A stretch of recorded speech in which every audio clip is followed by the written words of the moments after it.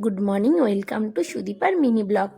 দেখো, সোনার একটা দাদা ভাই রাস্তায় ঘুড়ি নিয়ে খেলছে, আর সোনা গেটের ভেতর থেকে দেখছে, আর ওর দাদা ভাইকে ডাকছে। মানে ওর মেন উদ্দেশ্য হলো ঘুড়িটা নেওয়া। তারপরে ওর দাদা ভাই ভেতরে ঢুকে গেল।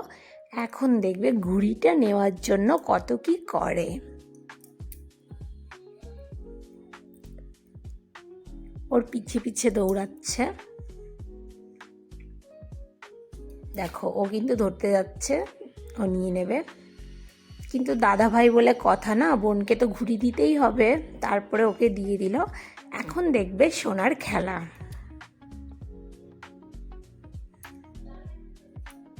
আর ওর দাদা ভাই এতবার করে চাইছে যে বনু আমাকে একটু দাও, আমি একটু খেলি, একদম দেবে না। ওর উপরে রেগে যাচ্ছে।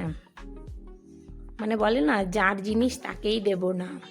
তারপর আবার ঠাম্মিকে একটু গিয়ে গিয়ে বলে আসছে যে দাদা নিয়ে নেবে আমার ঘুড়িটা।